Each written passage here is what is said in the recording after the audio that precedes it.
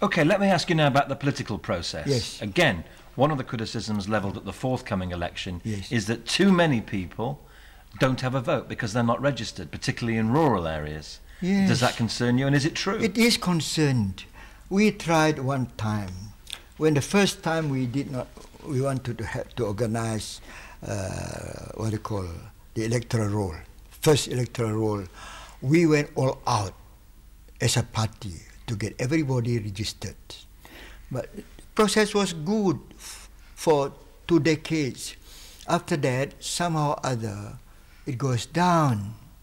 People start to move about in the country. There's more mobility in our economy as you diversify your economy.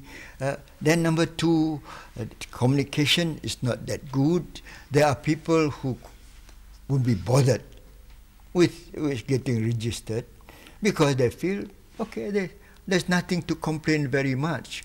If there's a lot of dissatisfaction and a lot of feeling of bitterness towards the government, a lot of feeling that they've been left out in the process of development, and maybe the rate of registration will be higher. We try to encourage, even now, we call people many times, we remind people, but some respond, some not respond. The last one we had to prepare for this election, we couldn't get enough people to be registered. But you are tackling the problem and trying to get more people registered? Yes, but it's a process. In a democracy, it's a process that you got to do in the normal way. You don't pressurize people anymore. You cannot do that. When you first construct the electoral roll, of course you say, this is democracy, what's the use for us to have independence unless you really want to go all out to get yourself registered. This is participation in democracy. This is realization of your merdeka. But now people are cool to most of these ideas.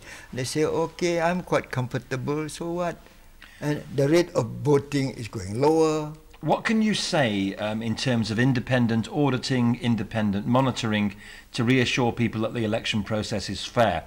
Because some people might think that because you've competed in so many elections and won them, that maybe elections are not fair. I'm not in charge of election. Election is done under the federal government, and the federal government is in charge of the election commission. And the Election Commission has never been criticized very severely for being unfair. If there was some unfairness, there would be much less opposition parties winning seats in the country. If it's true, then I myself would like to see things corrected. After all, I'm quite confident to win in a fair election. So why tolerate an unfair election? In this period leading up to an election, you have probably had more criticism than in the past.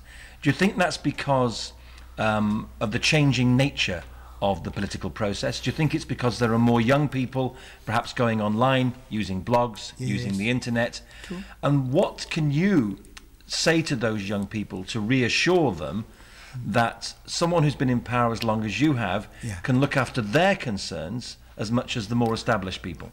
In this country, all the young people ask is that, how much opportunity do you have to better yourself? Education is literally free, almost free.